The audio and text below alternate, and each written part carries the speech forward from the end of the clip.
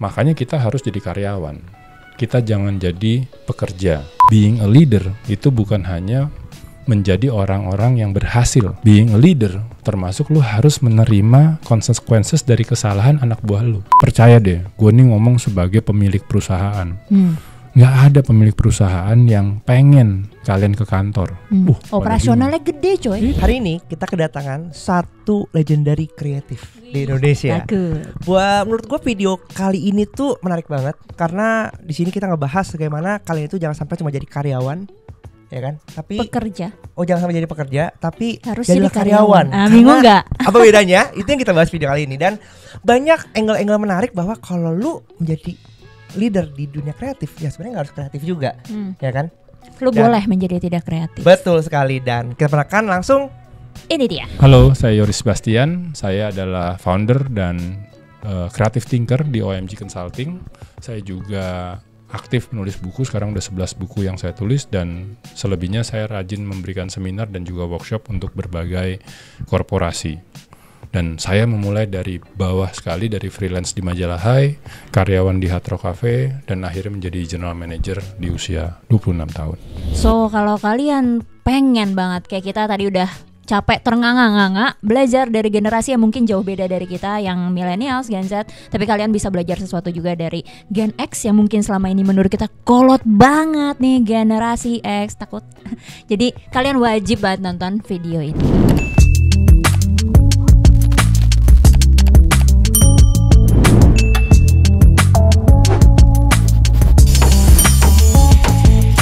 Balik lagi kita ke Ngulik. Episode berapa? Episode 12. Enggak ya? 12 ya? Salah ya? Berapa sih? Iya bener 12. Iya. Dan bintang tamu kita kali ini kreatif. Untuk beberapa anak muda mungkin namanya tidak asing ya. Tidak asing. Sempat hits pada zamannya waktu itu. Semua masih orang hits, kan? masih sih lagi bener. Masih hits. Oke. Tapi hari ini kita mau banyak belajar mengulik nih perspektif leadership kalau dari sisi. Di episode sebelumnya kita ngambil Gen Z, gimana mimpin Gen Z. Betul. Ya kan? Ada praktisi HR juga kayak gitu. Sekarang kita mau bosan ngomongin Gen Z. Betul. Tapi nanti pasti kita akan nembak Gen Z lagi sih. Nggak jauh-jauh sih sebenarnya. Karena usia kerja yang lagi produktif sekarang mayoritas Gen Z. Kan jadi mereka, mau nggak gitu. mau balik situ lagi, balik situ lagi. Tapi kan? kita mau dapat insight gimana sih dari perspektif seorang Gen X. Gen X bukan ya? Nggak tahu Gen lagi. Y juga Nanti ya? kita tanya langsung gimana. Gimana dalam usia muda dia punya achievement yang luar biasa, ya kan? Sekarang punya perusahaan. Di era itu lagi ya? Di era itu lagi. Privilege-nya gitu. tidak sebanyak era sekarang. Ya? Dan menurut gua seru sih, bakal banyak yang bisa kita kulik dan kita beredelin. Takut banget. Jadi nggak usah panjang lebar, langsung kita langsung panggil aja Mas Yoris. Welcome Mas Yoris di Kulik. Thank you. Terima kasih sudah mau datang Mas Yoris. Dengan senang hati. Gak perlu kenalan kali ya, karena udah tahu semua. Iya lagi. Atau mau kenalan juga? Boleh lah, boleh. Mungkin singkat aja backgroundnya, perjalanan, karena kita ngomongin lebih banyak tentang leadership sama profesional. Mungkin background profesionalnya Mas Yoris dari awal banget sampai sekarang. Ya, jadi saya tuh ibaratnya kalau pembalap Formula One itu mulai dari bawah, gitu kan, dari freelance. Saya pernah ngalamin 4 tahun freelance di Majalah Hai. Itu saya jalani saat saya masih duduk di bangku SMA. Jadi orang bolos itu jalan-jalan, saya bolos ngeliput. Alasannya apa tuh Mas? Ya, SMA udah pengen freelance di majalah. Jadi gini, dan tadi bener di era itu yang kerja, anak muda yang kerja itu yang gak ada duit. Ya kan, nah gue beruntung waktu itu pas lagi ke Singapura, bokap emang kerja perusahaan kayu, ada cabang di Singapura. Nah suka bawa dokumen, jadi setiap kali libur panjang tuh gue bisa 3 minggu 4 minggu tuh di Singapura, tidak liburan ya, tinggal. Nah jadi istilahnya makannya KFC gitu yang murah-murah gitu ya, McDonald's segala macam. Nah di KFC itu ada anak kecil kerja. Nah gue dengan bodohnya nanya, lu kerja karena kurang duit ya? Enggak, dia bilang. Iseng aja. Ya kan, dia bilang my parents give me enough money, tapi gue kerja supaya gue bisa beli additional yang gue suka. Nah gue bilang gue jadi punya alasan nih, gue nanti balik di Jakarta gue mau kerja juga, walaupun tadi kalau ada yang nanya, ya orang tua gue ngasih uang secukupnya buat gue sekolah segala macam, tapi gue kan pengen beli mainan-mainan yang mungkin mereka belum tentu ACC. Nah cari-cari akhirnya jatuhlah pilihan ke Majalah Hai, karena Majalah Hai ternyata membayar kalau kita foto nulis itu dibayar. Oke. Nah, dan gue waktu itu di SMA PL sering diliput sama majalah Hai. Jadi udah kenal PL gitu kan di masanya. Nah, habis itu di Hard Rock itu freelance nulis berarti Mas? Fotografer yang bisa nulis. Oh, oke. Tagline gue waktu itu gini, mendingan ngirim satu orang fotografer yang tulisannya jelek daripada ngirim penulis yang fotonya nggak jadi. Jadi gue bener lagi. Aduh. Ya kan? Jadi gue tuh zaman dulu soalnya nggak ada contekan. Motret tuh bener-bener harus dihitung gitu kan. Kalau lu pulang dari London terus fotonya nggak ada yang jadi, nggak bisa dibantu. Tapi kalau gue balik dari London tulisannya kurang bagus, banyak senior editor. Betul.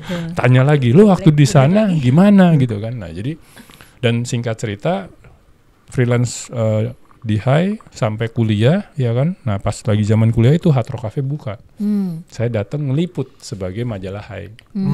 Dari situ freelance setahun di Hard Rock Cafe. Jadi freelance photographer. Jadi setiap ada artis asing datang, gue kesana bawa 2 kamera, 1 kamera yang buat Hai, 1 kamera buat Hard Rock. Terus ngasih 1 album gitu, dibayar per kali datang, gitu kan. Nah tapi keren kan, wah official fotografernya Hard Rock sampai akhirnya tahun 93, setahun setelah Hard Rock berdiri, gue dijadiin karyawan tetap, jadi asisten advertising and promotions manager di Hard Rock Cafe. Nah jadi tadi kan perjalanan gue dari freelance, terus jadi karyawan. Nah di Hard Rock Cafe dari 93 itu karir gue lumayan cepat, akhirnya di umur 26 tahun sudah menjadi general manager di Hard Rock Cafe Jakarta. Waktu itu termuda di Asia Pasifik dan kedua di dunia. Nah, GM di perusahaan internasional itu kan pasti relatif senior kan. Betul, iya. Jadi kalau datang ke GM conference itu ditanya gini, lo yang punya ya? Enggak, karyawan. Soalnya anaknya yang punya ya? Gitu. Anak gitu-gitu kan, maksudnya. Dia bilang soalnya rata-rata GM Hard Rock tuh umurnya 50-an.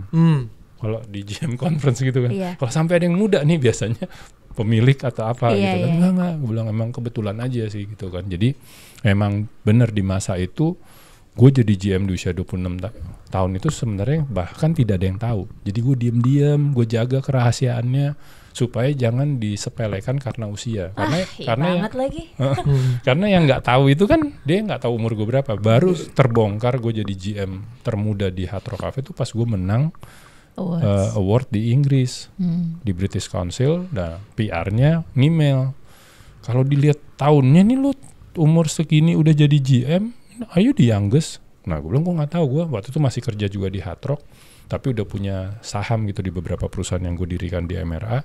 Gue tanya ya ke Hard Rock, gue tanya HR-nya, dia bilang you are the second youngest. Ada yang 25 di salah satu kota kecil di Amerika, tapi di Asia Pasifik karena gue kenal semua GM-nya, ya gue yang termuda di Asia Pasifik gitu loh. Jadi sebenarnya berapa tahun kemudian baru rahasia itu terbongkar. Karena buat gue gini, menjadi GM termuda di masa itu tuh kalau gue terlalu angkat itu jadi beban buat orang-orang yang spotlight banget pasti enggak, misalnya dia kenal Yoris umur dia 24, ya 2 tahun lagi. Gimana caranya? Kalau sekarang kan beda ya, maksudnya pemimpin muda tuh banyak banget. Jadi dan itu sebenarnya lagi-lagi bukan gue yang ngebongkar itu adalah PR-nya British Council di London. Tapi aku penasarannya journey-nya Mas Yoris sampai dengan bisa ada di posisi general managers di Hard Rock yang ya semua orang tahu lah ya grupnya Hard Rock dari zaman dulu udah kayak apa gitu kan. Gimana sampai bisa ada di situ, story-nya ada nggak sih Mas? Iya, jadi gue selalu bilang ini agak anti teori ya, maksudnya kayak gue menjadi general manager di usia 26 tahun karena tidak berharap justru. Menurut gue banyak teman-teman gue di Hard Rock ataupun di berbagai perusahaan lain di masa itu karena dia terlalu berambisi, kan bahkan ada yang misalnya jangankan jadi GM ya, baru jadi trainer nih, tiba-tiba yang dipromot orang lain, padahal dia misalnya lebih senior, tuh bisa resign. Gue bingung kan, segitunya pengen jadi trainer gitu. Sakit hati kan soalnya kan. Kayak ngerasa kayak gue udah surfing lebih lama, udah lebih loyal. Udah ngasih yang terbaik, udah susah-susah gitu. Dan itu juga yang akhirnya gue pelajarin di Hard Rock. Hard Rock tuh zaman dulu ya, sebelum, jadi sempat berhenti berapa tahun. Nah pas gue in charge lagi, gue kan lihat file-file yang di kantor GM yang lama, gue nemuin tes kepribadian. Nah, kan karena itu udah kayak bisa dilakukan atau 92, terus misalnya gue ngelihatnya tuh di tahun 96 misalnya atau 98. Gue kan kaget ya, nih orang ngetes satu orang, kok karakternya kepribadiannya bisa kebaca ya. Gitu. Nah, sejak itu gue aktifin lagi tuh. Jadi ternyata memang kalau di zaman awal-awal itu Hard Rock kalau mau jadi manajer, mau jadi apa tuh selalu dites. Karena ada yang misalnya dia sangat bagus jadi server, dia sangat bagus jadi bartender. Pas dinaikin itu dia nggak bagus. Betul. Jadi jangan dipaksain. Nah, hanya mungkin waktu itu komunikasinya kan. Nah, gue caranya sekarang kalau ada orang yang dilewatin, gue ngomong dulu sama dia. Lu ini karakternya bagusnya jadi staff, gitu loh. Lu kalau gue promote jadi manajer, lu bisa linglung menurut hasil tes kepribadian, gitu loh. Jadi dia nggak marah dilewatin, gitu kan. Karena gue ngeliatin kan, nggak dipromote resign gitu kan. Nah, jadi banyak sebenarnya yang bagus-bagus di Hard Rock itu akhirnya tersingkir gara-gara lebih karena dianya resign gitu loh. Nah, tapi gue juga istilahnya dari anak-anak awal gitu ya, masuk di tahun pertama, gue masuk tahun kedua, tapi gue dari tahun pertama udah freelance, itu persaingan tetap ketat sekali. Ibaratnya kan biasanya yang jadi GM itu yang dari operational, karena dia kan udah jago operations. Nah, itu double lagi kan, maksudnya udah gue sangat muda, yang lain tuh udah usianya jauh di atas gue. Dan yang kedua, gue tuh sebenarnya bukan orang operations, tapi gue dipaksa waktu itu kalau lu mau naik terus, lu harus ninggalin marketing, belajar operations. Jadi gue belajar tentang cleaning service, belajar tentang AC dan lain sebagainya, walaupun tentunya lebih ke sekilas-sekilasnya. Tapi harus jadi operations manager itu harus tahu semuanya.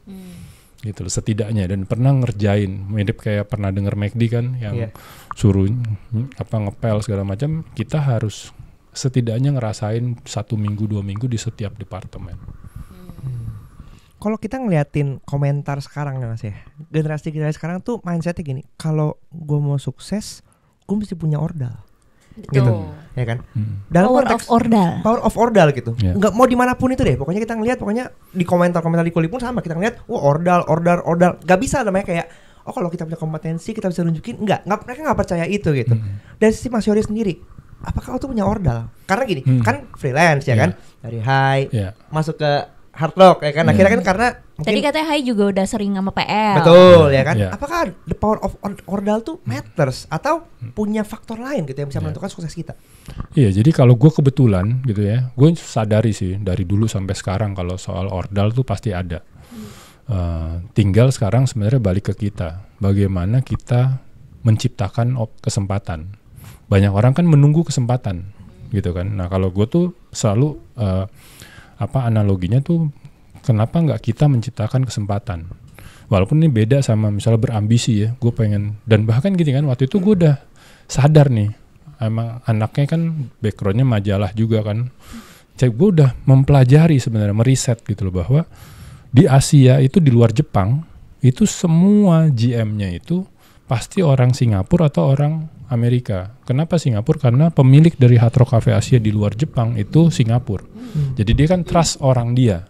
Jadi buat kita sebenarnya nanti mentok di AGM udah gitu kan, udah nggak ada lagi gitu. Tapi ya intinya bagaimana kita menciptakan kesempatan. Misalnya kayak pada saat gue di High itu kan ngeliput grand opening kan ada banyak foto yang bagus. Nah itu 5 orang dihubungi untuk menjadi official photographer Hard Rock. Ya kan. Nah gue bilang gue mikir dulu deh harganya berapa, thank you untuk tawarannya. Itu nggak ada yang kenal. Jadi Rati Suharjo, Mutia Kasim tuh gue baru kenalnya pas di Hard Rock. Mungkin dia tahu gue Yoris Hai, gue tahu dia Mutia Kasim Prambors gitu kan. Tapi belum badi-badi lah, belum kenal, belum bisa dijadikan ordal lah gitu kan. Nah gue ditelepon lagi, lu mau kan nih 4-4-nya udah ngasih harga. Nah di sini lu create your opportunity, lu bikin kesempatan lu lebih besar. Gue nanya, apalagi waktu itu usia gue muda banget kan, masih mungkin 19 tahun gitu ya umurnya, atau 18 gitu. Gue tanya, yang lain harganya berapa? Kasih harga ya udah, gue turunin sedikit aja, gue paling murah. Power of strategi kalau ini. Iya, karena lu nggak punya ordal, ya kan? Dan that's the beauty sebenarnya. Kalau lu nggak punya ordal, lu harus kreatif, lu harus punya strategi, iya kan? Dan buat gue, gue di high freelancer, posisi gue akan makin kuat. Kenapa? Gue official photographer-nya Hard Rock. Ibaratnya orang boleh motret 3 lagu, gue boleh potret semua lagu. Gue bisa ke backstage, gue bisa ke bandara, ya kan? Itu yang gue lihat lebih mahal. Ibaratnya sebenarnya nggak dibayar juga nggak apa-apa, hanya kan gak enak juga ya. Ya kan, jadi kalau lu nggak punya ordal nggak apa-apa. Tapi bicara soal ordal, gue juga akhirnya pada saat akhirnya gue udah megang posisi segala macam, gue sebenarnya jadi ordal. Kenapa? Gue masukin Tegas Prita Soraya. Itu teman masa kecil gue, tapi gue masukin dia karena dia bagus. Exactly. Iya kan, dan dia itu juga berkorban, apalagi liburan ke Bali. Gus, nih lu kalau mau lu balik. Gak bisa nanti, Riz. Gue masih sampai tengah. Ya kalau lu nanti chance-nya udah keisi. Nah gak enak nih gue sebut namanya, karena nama yang saingan Tegas juga sekarang jadi orang hebat. Yang akhirnya gak keterima di PR Hard Rock itu gitu ya. Ini udah ada nih gue. Nah, ordal kasih bocoran. Ini udah ada nih. Tapi kita lagi nyari satu saingan lagi. Dari semua yang diinterview nih baru satu nih yang akan diinterview GM. Ordal, ya kan? Tapi pas balik menurut gue Tegas earn it. Karena emang dari cara dia wawancara, dia juga lebih sering ke Hard Rock daripada kandidat yang satunya. Dan dia sacrifice apa? Liburannya diperpendek.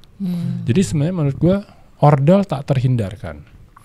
Tapi bagaimana kalau gue kebetulan nggak pernah jadi ordal ya, maksudnya jalur ordal. Tapi pada saat gue ngasih ke orang ordal itu dia harus juga ngasih lihat kemampuan. Tegas kan di masanya dan sampai sekarang pun di berbagai perusahaan yang dia kerja dia selalu bagus gitu. Jadi maksudnya ordal selama bagus sebenarnya nggak masalah. Walaupun sebenarnya banyak praktek-praktek ordal yang tapi tidak perform gitu. Ya. Nah jadi kalau misalnya elunya kayak gue nih, kayak Yoris Bastian, nggak punya ordal, tunjukin dari karya, tunjukin dari strategi. Karena sebenarnya dari masa ke masa dan sampai sekarang ya gue punya banyak mentee yang Gen Z gitu ya, Gen Y, proven kok orang yang kreatif, produktif, plus bahagia itu biasanya dia lebih naik gitu. Karena tadi kan makanya poin ketiga bahagia. Karena kalau lu nggak bahagia lu iri terus, sebel ngeliatin orang yang dapat. Kalau buat gue ya misalnya nih ya, di kantor gue ada orang ordal misalnya, kan gue nggak pernah kejadian. Ya gue bersaing secara kreatif, ya kan, bersaing secara tadi lu mau ngirim gue atau ngirim dia. Kalau gue tuh begini-begini, gue fokus ke diri gue, bukan fokus apa yang bisa dijual ya Mas? Betul. Gue timnya Mas Yoris, soalnya ketika gue di posisi gue mencari tim, gue akan mencari orang yang gue udah kenal dulu karena gue udah tahu dia kerjanya kayak apa. Jadi gue nggak beli kucing dalam karung gitu loh, harus nyoba-nyoba dulu gitu. Tapi gue nggak beli dengan kayak karena dia teman saya, ya udahlah sini masuk dulu. Dipaksa-paksain karena kalau nggak capable gitu ya. Iya betul. Tapi Mas aku penasaran karena backgroundku kuatnya di operasional. Tadi kan Mas Yoris bilang backgroundnya kuatnya di kreatif, sedangkan GM yang lain kebanyakan kuatnya di operasional. Tapi Mas Yoris dipaksa untuk belajar loh operasionalnya gitu. Apakah cara berpikirnya Mas Yoris yang kreatif itu jadi punya poin plus ketika Mas Yoris harus turun ke dunia operasional? Kalau iya apa? Ya jadi salah satu rulesnya gue itu waktu jadi karyawan ya, ataupun sekarang sebenarnya jadi pemilik pun kayak gitu. Lu fokus dulu satu hal yang paling penting. Nah kalau sebagai karyawan yang paling penting apa? Tugas dari bos itu beres semua. Nah setelah udah beres, gue tuh orangnya tuh nggak bisa diem. Iya kan? Lu kan semua yang lu kasih ke gue udah beres nih. Boleh gak sih gue bikin satu event, tapi dari ide sampai eksekusi semua gue sendiri. Lu cuman tinggal approval aja. Karena ini kan lu nyuruh ya. Gue kayak pesuruh gitu. Pesuruh tapi dengan level yang lebih tinggi. Gue pengen gue nih yang create. Kata Mutia, ya boleh tapi budget 0. Karena ini udah di plan semua. Challenge accepted. Nah, challenge accepted gitu kan. Akhirnya gue datengin Michael Sturrock. Wah, favorit aku. Nah, kenapa? Karena Michael Sturrock di masa itu ngetopnya hanya di Indonesia. Iya betul. Jadi kalau Prambors bilang hits terbaik dunia, bener. Kadang-kadang dia yang bikin ngetop orang yang di dunia tuh nggak ada yang tahu. Nah itu yang kita ngomong. Gue kerja sama Prambors gratis kan, barter. Gue ngomong ke Aquarius labelnya, lu datengin di Hard Rock Jakarta, pecah. Setidaknya Southeast Asia nengok. Dan bener kan, pecah. Dan Michael Sturrock ke Southeast Asia setiap tahun sejak gue datengin pertama tidak pernah absen kecuali pas pandemi. Kayaknya saya harus berterima kasih sama Mas Yoris berarti karena Mas Yoris saya bisa nonton MLTR. Dan yang lebih lucu lagi itu akhirnya sama Mutia Kasim dijadiin standar. Kita bikin radio, hire nih calon promotion gitu dari radio di Bandung. masa probation 3 bulan standarnya harus bikin event budgetnya 0. Anjir. Dia ngeliatin setan gitu. Jangan sedih. Yoris Udah proven ada yang pernah bisa. Jadi tidak ada alasan gitu ya. Kayak bisa gue tambahin di password kayak gini sih. Tapi aku penasaran dengan itu karena kan kadang memang ya ketika ada seseorang tim gitu berhasil melakukan sesuatu, kadang sama bosnya itu dijadikan standar untuk yang nextnya gitu kan. Terus sampai nganga terus. Sampai nganga. Mati belum sini. Gak salah nih gitu kan. Tapi terus kan yang lain jadi merasa kayak nanti kalau gue perform malah dijadiin standar nih yang kayak gitu loh, malah jadi kayak nggak mau nanti malah jadi lebih tinggi lagi gitu ekspektasinya. Iya, jadi makanya kan gue selalu bilang ya makanya kita harus jadi karyawan. Kita jangan jadi pekerja atau pesuruh gitu kan. Kalau kita karyawan ya buat gue kan walaupun akhirnya standarnya makin tinggi ya selama gue bisa berkarya. Jadi tadi ya misalnya Michael Surok itu dari yang 0, gue naik level, gue minta sama bos gue beli VHS. Udah nggak ada ya VHS. Ya Allah, zaman dulu banget. Gue lagi ya. Gak tahu lagi dia. Apa tuh? Itu langsung apaan tuh? Ya, kan, karena di zaman ini zaman dimana belum ada MTV, belum ada YouTube. Ya kan, gue melihat peluang itu. Ada banyak video klip bagus di label. All you have to do beli satu VHS murah, yang penting bisa di play. Nah, gue minta sama si label, lu tolong rekamin. Lu misalnya 3 hit 1 lagu baru boleh, 3 hit 1 lagu baru yang lu mau promosiin, tapi video klipnya harus cakep.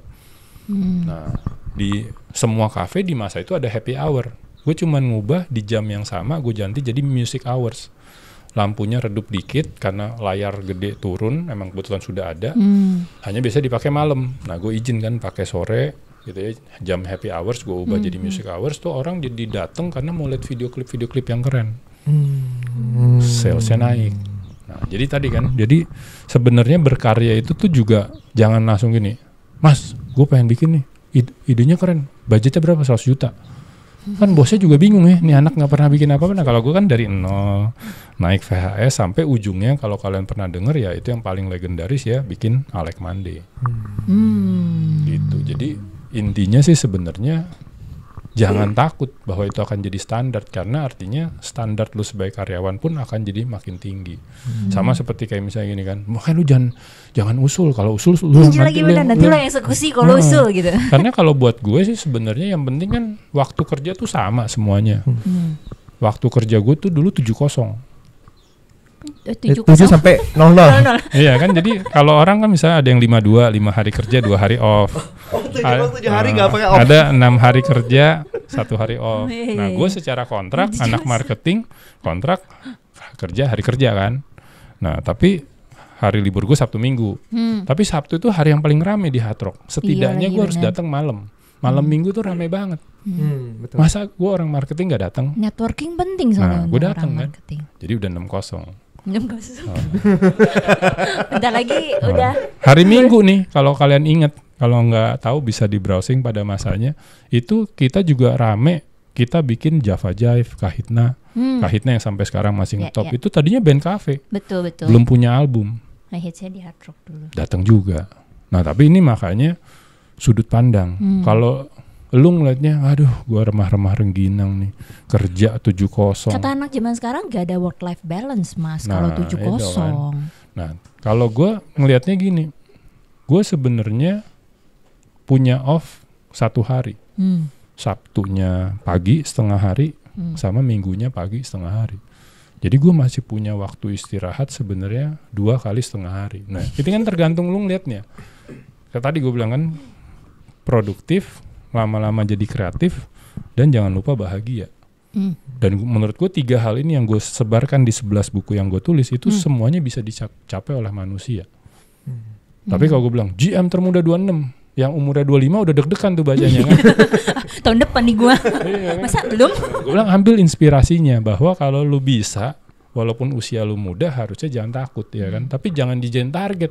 Ya gue ketemu Mas Yoris umur 24 nih, tinggal 2 tahun lagi, jangan. Yang lu harus kejar, kita telat dong. Yang lu harus kejar adalah produktif, kreatif, bahagia. Nah, karena gue tetap ngerasa bahagia kerja 7-0, kerjanya jadi bagus. Tapi kalau udah dipenuhi ketakutan tadi kan, wah jangan nih, kalau lu usulin nanti lu malah kerjaannya jadi banyak. Ya lu jadi nggak berkarya. Ya waktu sama kok, waktu yang ada hanya 24 jam. Gimana lu memaksimalkan waktu 24 jam itu. Berarti intinya kalau menurut Mas Yoris boleh aku simpulkan work life balance tuh sebenarnya life-nya itu akan beda-beda setiap orang tergantung apa yang bikin lo bahagia. That's your life gitu kan. Nggak melulu work life balance ya berarti gue cuma mau off kerja di jam 6 sore gitu. Intinya akan beda-beda setiap orang. Kalau menurut lo kebahagiaannya adalah ketika lo harus melihat project lo sukses gitu, lo bisa ketemu banyak orang ya silahkan gitu, lakukan apa yang menurut lo menyenangkan berarti kan intinya. Dan tadi statement yang menarik adalah jangan jadi pekerja tapi jadi karyawan gitu. Padahal gini, kalau gue pribadi karyawan ya pekerja gitu. Iya benar, dan gue ngeliat kayak karyawan tuh kayak terminologinya nggak asik gitu. Kalau gue selalu bilang tim gue kayak gitu, kalau nggak employee kayak gitu. Ternyata makna dari karyawan itu ya kita berkarya gitu. Betul. Jangan hanya cuma bekerja yang diminta sama bos gitu. Iya nih kayak gini ya. Ini gue dipuji nih waktu zaman sebelum pandemi. Kartu nama di sini. Nah itu dipuji di Inggris, dipuji di Amerika, di Montreal. Gue bilang ini yang berkarya ini karyawan gue yang waktu itu bahkan baru 3 bulan join di OMG. Karena gue bilang gini, OMG Creative Consulting, kartu namanya tidak kreatif. Gue punya Blockbuster sponsorship consultant, kartu namanya kayak tiket. Jadi setiap ketemu orang throwback. Ini kartu nama kreatif. Lucu banget. Iya kan lucu gitu. Bahkan gue bilang harusnya kalau kemarin konsentrasinya benar-benar di film terus, itu bisa kasih perforasi nanti ada undian tiap bulan. Siapa yang kemarin dapat kartu nama nomor sekian dari Yoris gitu kan. Nah dia bagusnya silently, bukan di meeting, dia cari tahu. Terus dia ngusulin ini. Ya kan. Nah itu gue puji di berbagai kesempatan karena dia berkarya. Dia bukan sekedar kerja. Nah hanya yang sebagai leader kita juga harus pahami, jangan dimarahin, namanya karyawan yang masih baru, kadang-kadang dia belum punya experience yang kuat. Gue lagi di London, mau acara, gue udah mau banggain nih, dia WhatsApp, Mas Yoris, itu ternyata berbayar. Tadinya bilangnya gratis, ternyata kan biasa kan, gratis tuh trial doang 30 hari. Nah gue bilang tenang, lu telepon si Imelda, senior manajer gue, pakai kartu kredit karena gue lagi siap-siap nih udah mau ke acara. Tapi kalau lu Imelda udah lakukan pembayaran, screen capture ke gue kasih. Jadi jangan sampai gue giniin orang nggak bisa. Ya kan, nah itu bedanya. Dia fresh, dia berkarya. Tapi kita juga harus ngerti namanya dia anak baru gitu ya. Dia belum sedetail itu. Dan pengalamannya juga mungkin. Tapi kalau ini kejadian misal di Imelda ya pasti gue marah. Lu gimana sih udah senior manager kok bisa miss gitu. Tapi kalau kayak dia kan jangan dipatahin. Jadi lain kali lain kali gue gak mau usul. Karena kalau gue usul terus ternyata gue gak detail, gue dimarahin. Nah kalau gue enggak, gue bilang karena gue tetap berterima kasih. Sampai bosnya Spotify itu nge-scan dapat nomor gue, Riz, may I take the picture? I want to send to New York office. Pengen punya. Sampai segitunya bahwa this is the most creative name card that I've ever seen. Itu bukan dari gue, the credit didn't goes to me. Lari kah? Jadi siapapun sebenarnya di kantor bisa berkarya. Dan tidak harus nunggu disuruh. Ya kan? Lu lihat kesempatan, lu coba, apalagi ini creative companies yang sangat senang dengan ide-ide yang kreatif. Nah, tapi tadi kalau jadi leader jangan cepet-cepet marah. Karena kalau dia sering dimarahin, gue jangan ngasih ide deh. Nanti salah lagi, salah mulu. Tapi kan kadang orang perlu untuk gimana ya, kalau jadi leaders kan akan tetap ya mungkin sistemnya masukan ya. Cuma kan yang sekarang anak zaman sekarang takut adalah anak zaman sekarang. Saya juga kena lagi lu. Yang sekarang orang pada takut adalah ketika ngasih ide di reject gitu kan. Sedangkan kalau Mas Yoris mungkin memang basicnya creative thinkingnya udah oke aja gitu. Jadi ketika tadi propose project dengan 0 rupiahnya gitu, apakah ada kiat-kiat khusus gimana cara pitching ke leadersnya supaya ide lu bisa diterima gitu? Apa mungkin kalau misalnya belum ada pengalaman pun bagaimana caranya meyakinkan si bosnya kalau ide gue tuh menarik kok Pak gitu. Nah itu kan yang ada kiat khusus nggak sih Mas Yoris? Nah problemnya gini ya, definisi kreatif deh versi Mas Yoris, karena banyak orang yang mengklaim dirinya gue tuh nggak kreatif. Iya benar-benar. Jadi nggak bisa lah gue mikir-mikir kayak gitu loh.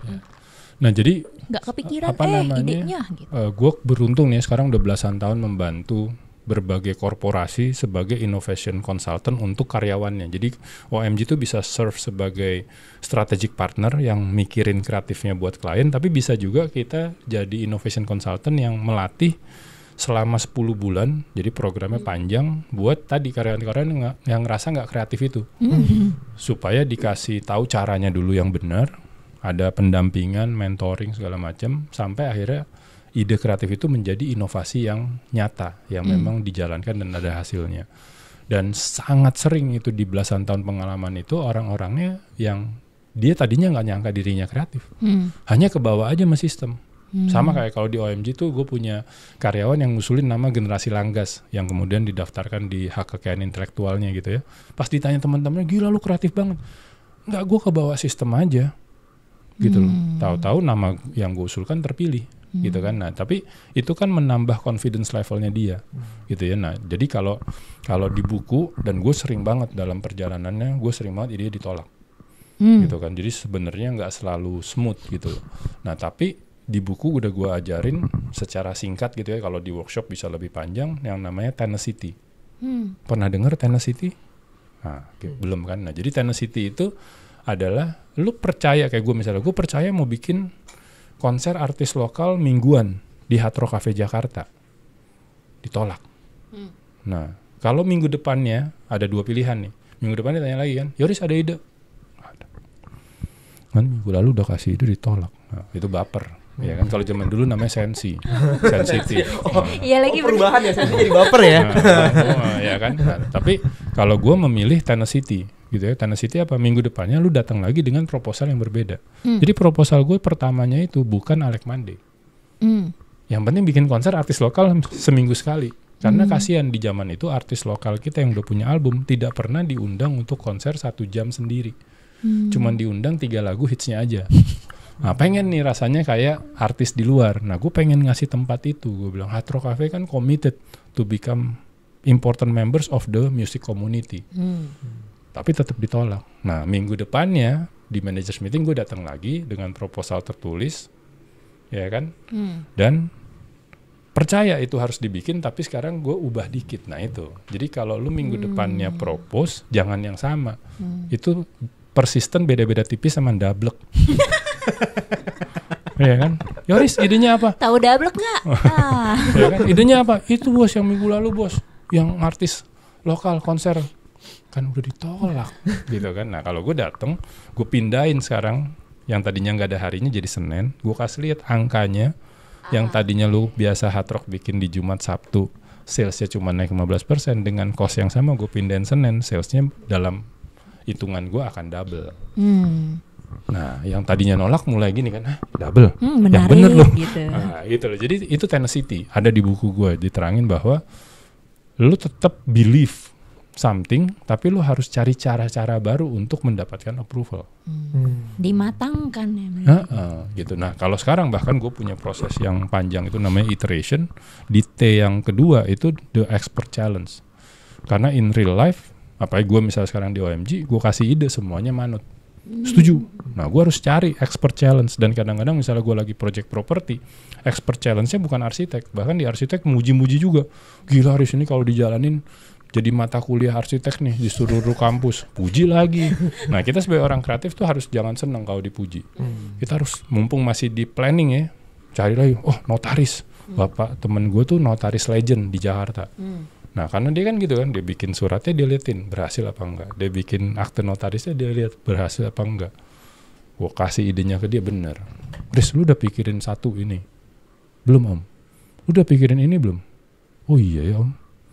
Baru 3 aja gue udah, wah gue balik lagi drawing board. Tapi kan mendingan ide kreatif itu dihajar pas masih ide daripada pas udah dijalanin terus, ups, salah. Setuju banget. Iya kan? Yeah. Jadi akhirnya gue masukin tuh dalam proses iteration gue di T yang kedua itu the expert challenge. Tadinya namanya devil's advocate, tapi karena gue bawa ke korporasi banyak yang, masa gue devil's?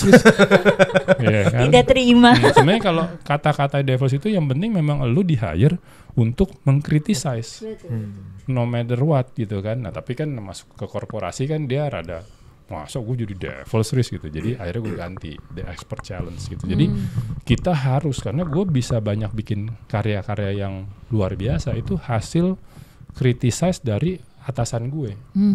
Dan kalau orang, bahkan zaman dulu ya, zaman sekarang apalagi gitu ya, dikasih kritikan kan sebel. Kalau gue nggak, karena mungkin juga karena the privilege of being young ya, karena usia gue masih muda banget waktu itu, dikritik gue tulis, oke, iya Riz nggak bisa. Nah proposal berikut gue mengcover semua kritikan mereka. Nah karena kalau kita nggak catat, kita lupa sebenarnya kritikannya apa, kita cuma udah sebel aja gitu kan sama kritikan. Nah itu yang menurut gue dari masa ke masa tidak berubah, bahwa lu harus cari cara baru untuk meyakinkan atasan lu supaya gagasan lu itu bisa diterima. Dan seenggaknya kalau kritikannya sifatnya memang karena benar juga ya, ternyata itu kurang, seenggaknya kita bisa memperbaiki juga idenya gitu ya, nggak yang cuma sekedar ini bener kok tapi udah maju dulu tapi tidak ada datanya ya, ujung-ujungnya kayak ya terus gimana, apa emang buktinya apa gitu kan, agak sulit ya. Ada satu poin tadi menarik, ada statement dari Mas Yoris di mana ketika dia mengajukan gagasan gitu, Mas Yoris tuh nggak lepas dari core value brand yang dipegang gitu. Karena kadang-kadang kita ngelihat bahwa ide ini kreatif, tapi dia nggak sejalan dengan value dari brand yang mau dibangun gitu, sehingga idenya bagus tapi ngawang-ngawang kayak gitu. Dan poin statement dari Mas Yoris itu bagus banget, bahwa ide boleh kreatif, ide boleh bagus, tapi jangan lupa gitu landasannya apa gitu, sejalan nggak dengan brand lagi dibangun gitu, kreatif yang berlandaskan lah, punya fondasi. Jadi kalau gue bilang bahasa kerennya, walaupun sengaja Inggrisnya tuh nggak mau terlalu sempurna gitu, thinking out of the box, execute inside the box. Ya kan, pas lu berpikir tuh sekreatif mungkin, sebebas mungkin, bahkan jangan pikirin nih ada budgetnya nggak ya, gitu loh. Tapi pada saat lu udah mau usulin ke atasan atau ke klien gitu kan, lu lihat lagi boxnya nih. Karena tadi benar, masuk apa enggak sama Alec Mande belum tentu sukses kalau gue bikinnya misalnya bukan buat Hard Rock Cafe. Itu boxnya memang cocok. Ya kan? Gue kalau lagi pegang Harian Kompas sama gue pegang MTV, sama-sama musik, gue bisa bikinnya beda. Karena tadi boxnya beda. Life is a box menurut gue ya. Jadi misalnya ada yang bilang, gimana Mas, orang bilang thinking like there's no box, nggak apa-apa, thinkingnya. Tapi pas lu mau eksekusi dari begitu banyak ide, kembalilah pilah-pilah, kembali ke boxnya. Jangan ini bagus buat gue berkarya, tapi nggak bagus buat si perusahaan yang tempat gue bekerja atau misalnya klien gue gitu. Nah itu yang memang akhirnya bahasa kerennya thinking out of the box, execute inside the box. Walaupun kalau lu tanya ChatGPT itu bisa lebih bagus lagi kata-katanya. Tapi justru dengan imperfectnya itu jadi Yoris banget gitu kan. Misalnya ada yang bilang itu Inggrisnya kurang cakep, harusnya apa tuh, gue sering tuh dibilang secara grammar tuh harusnya gimana. Gak apa-apa, justru itu ketahuan yang bikin Yoris, bahasa Inggrisnya pas-pasan. Gak apa-apa tuh kalau bahasa Inggris pas-pasan. Gak apa-apa tadi. Yang penting punya signature. Mas Yoris, kalau kita ngomongin sekarang leadership, ya kan? Sekarang ini kita, dunia ini orang udah mengagungkan namanya kreatif. Kita tuntut kreatif, kita tuntut untuk seperti yang di buku terakhir Mas Yoris ya kan, meaningful storytelling kayak gitu. Storytelling itu udah masuk ke dalam seluruh aspek kehidupan. Mau bikin konten, marketing, bahkan pitching ke atasan juga butuh storytelling ya kan.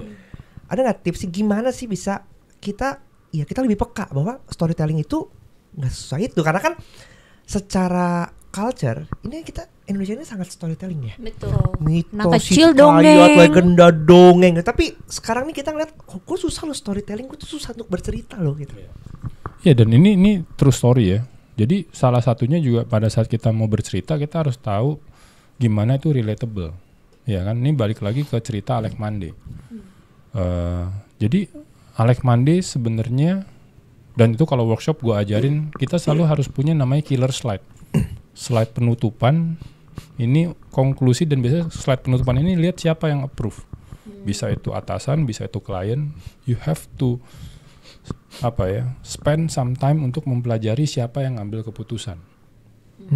Nah, slide terakhir itu sebagai slide pamungkasnya.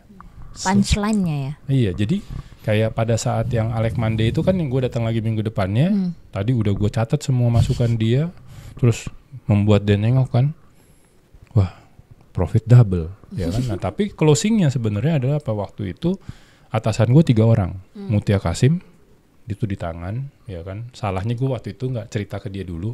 Oh lu cerita kan gue belain Riz katanya gitu kan, itu daman gitu. Nah operations manager orang Singapura, GM-nya orang Amerika. Ingat cerita yang tadi kan gue bilang pilihannya cuma 2 tuh, Singapura, Amerika. Nah you have to study. Nah dan ini memang beneran ya, maksudnya memang beneran memperkuat proposal kita. tapi menjadi meaningful story. Gue bilang, kita beruntung. Hard Rock Cafe ini brand dari Amerika. Waktu itu udah buka 6-7 tahun. Belum pernah ada demo anti Amerika. Kasih lihat fotonya. Demo di McD, demo di KFC. Kalau pas orang udah demo, baru lu baik-baik. Itu udah telat, men. Ya kan, seperti kejadian sekarang ini. Tapi pada saat itu terjadi, pada saat Hard Rock Cafe perlu bantuan orang-orang lokal, Iwan Fals, Ruth Sahanaya, and so on, akan menjadi garda terdepan. Hard Rock Cafe boleh brand dari Amerika, tapi Hard Rock Cafe lebih cinta sama musisi Indonesia daripada mungkin orang-orang yang di Indonesia sendiri. Mereka akan belain kita pada saat kita susah. Dan follower dia banyak loh nih, artis-artis lokal ini. Langsung tanda tangan, bos. Meaningful story. Ya kan, tapi kalau cuman bos angka, belum tentu di approve juga. Intinya mengetahui ya lawan yang mau di-pitchingnya sukanya seperti apa gitu. Iya, dan itu yang gue bilang juga sekarang, jadi konteksnya kayak tadi kan, meaningful story itu terjadi pada saat lu udah bahkan mikirin jangka panjang. Jadi Alec Mande itu selain tadi menjadikan artis Indonesia menjadi tuan rumah di kota sendiri, itu juga sebagai program PR untuk memperkuat brand evangelis kita. Karena benar-benar mereka tuh dulu nggak punya kesempatan untuk konser tunggal. Nah itu yang akhirnya sampai gue resign pun belum pernah gue gunakan gitu ya. Gue beruntung Hard Rock Cafe bagus terus gitu. Tapi kalau ini kejadian misalnya sekarang gue masih GM Hard Rock, ada boykot gitu ya. Nah, artis-artis yang sudah bertahun-tahun memang kita bantu, dia akan menjadi garda terdepan. Karena kalau udah krisis kayak gitu, owner mau ngomong apapun, GM mau ngomong, ya lu kan karyawan, lu kan yang punya. Masyarakat nggak mau denger. Tapi kalau atau misalnya bilang ini, oh kasihan karyawanku nanti nggak makan, dia nggak mau denger, boykot aja gitu kan. Nah, tapi kalau lu udah secara konsisten melakukan kebaikan yang nyata, mereka akan bantu. Mencari allies sebelum ada krisis terjadi. Tapi itu penting memang buat brand tahu, karena nggak tahu kapan waktunya lo terjadi sesuatu krisis di brand lo gitu loh. Dan emotionnya yang dikenain sebenarnya ketika pitching. Ya kan, karena si bos juga bisa ngukur nih. Oh iya benar juga ya, ada risk mitigation, kita building aset sebenarnya gitu untuk masa depan kita, ngebangun lokal, value masih sama gitu, masuk semuanya gitu. Karena gue bilang bahaya justru kalau Hard Rock dicap tempat orang asing, yang datang cuman turis sama ekspat. Musisinya selalu lagunya bahasa Inggris. Lu jadi kayak nggak cinta sama Indonesia, lu cuman mau ngambil duitnya aja. Nah itunya memang harus dirangkai menjadi satu story pada saat kita pitching ke atasan ataupun pitching ke klien. Oke. Pertanyaan dari aku Mas. Tadi kan sebenarnya Mas Yoris karir pathway-nya kan juga beneran dari bawah ke atas gitu kan. Dan tadi prinsipnya Mas Yoris 7-0. Di saat yang lain mungkin 5-2 aja udah berisik banget gitu kan. Dulu soalnya masih di era tersebut ya banyak yang Sabtu setengah hari masih ada. Iya, benar. Kalau sekarang kan emang Sabtu Minggu. Sabtu bukan hari kerja ya. Iya. Ketika posisinya semakin tinggi, nggak tahu ya. Kalau aku merasa justru semakin tinggi posisinya tuh pekerjaannya akan semakin banyak, yang difikirkan semakin banyak, waktu kerja yang habis buat kerjanya akan lebih banyak gitu dibandingkan di posisi bawah. Tapi kan banyak orang yang juga merasa kayak ketika posisinya udah di atas, ya yang banyak kejadian sekarang kan enak jadi entrepreneur, punya usaha sendiri, lo libur bisa lebih banyak, lo ngatur kerjanya juga bisa lebih enak gitu. Di saat kita yang udah mengalami kayak kagak coy, malah lebih 247 gila gue gitu. Kalau Mas Yoris sendiri merasa yang mana tuh timnya? Apakah leaders itu ketika dia semakin atas kayak punya privilege keleluasaan waktu yang lebih banyak, ataukah ketika posisi lebih atas justru enggak gitu, lo akan lebih 247 gitu? Ya, jadi ini daripada saat jadi karyawan dulu ya. Di Hard Rock Cafe itu dulu ya standarnya, nggak tahu sekarang kan, GM itu liburnya 1 bulan. Iya asik tuh. Nah, setahun. Nah itu kan yang liburnya cuma 12 hari, kerja 7-0 kan ngerasa nggak fair banget. Iya kan, dan gue nggak kepikiran gue bakal jadi GM anyway kan. Gue cuma bilang gila nih, nggak fair banget ya. Enak banget nih jadi GM, gue bisa liburan sebulan nih. Nah ternyata pada saat gue nyampe jadi GM, memang secara pekerjaan fisik berkurang, Datang ke Hard Rock Cafe-nya juga nggak harus 7-0 lagi, sudah ada tim kan yang menjalankan. Alec Mande tuh gue pegang 10 tahun, mungkin gue mikirnya cuma 3 tahun pertama. Tahun keempat udah outsource ke tim kreatif gitu, walaupun ACC di gue gitu kan.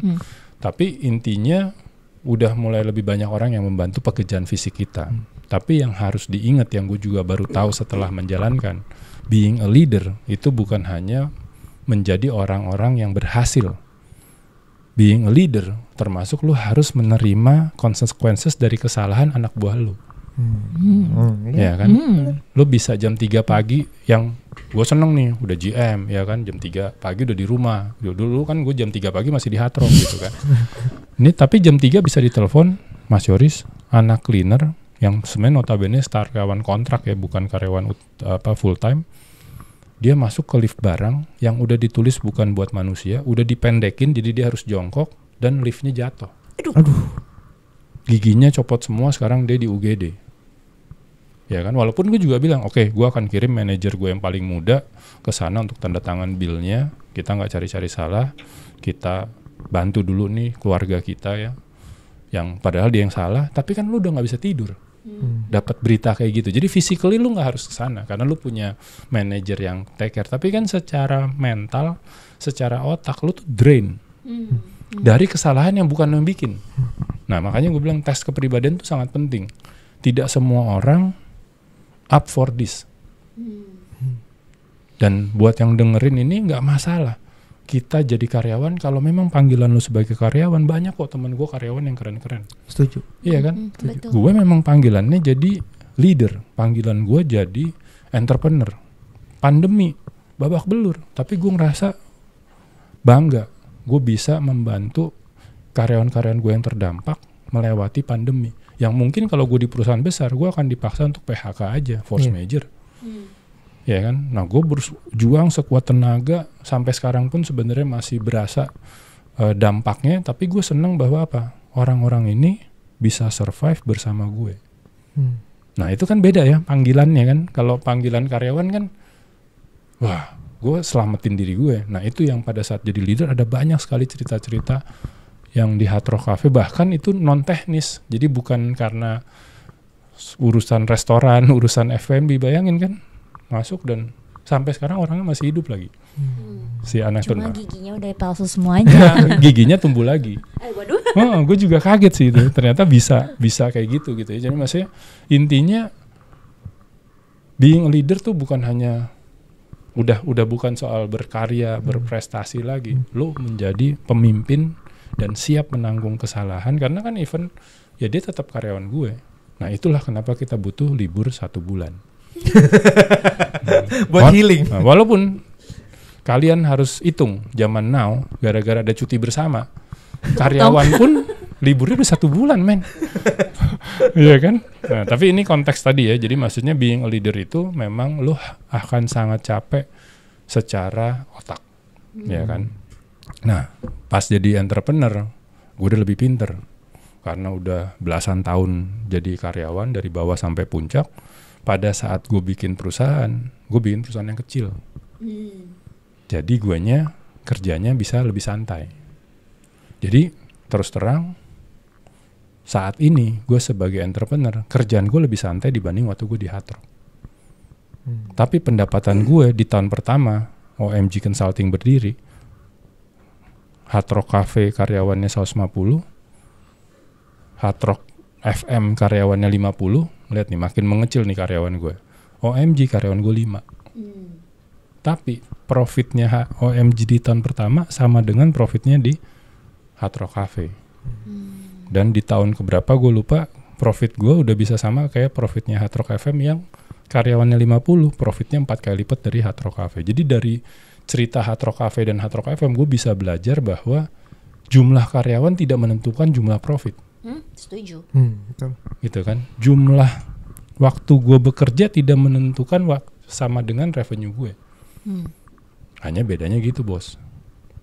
Keluar dari Hard Rock, selain gue memang cinta banget sama brand Hard Rock, gue nggak bikin cafe, gue bikin creative consultant. Sehingga dengan karyawan 5, profitnya bisa sama seperti yang karyawan 150. Berapa tahun kemudian Sama, nah kan kayak Hard Rock FM kan kenapa profitnya bisa 4 kali lipat dari Hard Rock Cafe? Cost-nya dia kan udara, pemancar, fixed cost semua. Hard Rock Cafe setiap kali gue jual banyak makanan ada cost-nya, jual banyak minuman ada cost-nya, jual merchandise ada cost-nya. Radio enggak, konsultan juga enggak, gitu. Jadi intinya sih kalau gue lumayan bersyukur gitu bisa berhasil pada jadi entrepreneur, lebih banyak waktu sama keluarga, sama lebih banyak waktu main PS. Kalau di Hard Rock ya, Ivan udah jadi GM ya, Riz, lu nggak takut diomelin nanti dilaporin sama atasan? Udah gue bingung ya, profit gue banyak, kenapa gue nggak boleh main PS gitu? Tapi kan namanya karyawan, lu tetap ada pemikiran kayak gitu, gitu kan. Siang-siang berenang, terus lu nggak takut Riz dilaporin? Lah gue bilang gue kerja sampai jam 4 pagi. Kerjanya juga udah beres. Iya kan, dan kalau gue nggak berenang siang atau sore, kapan gue berenang ya?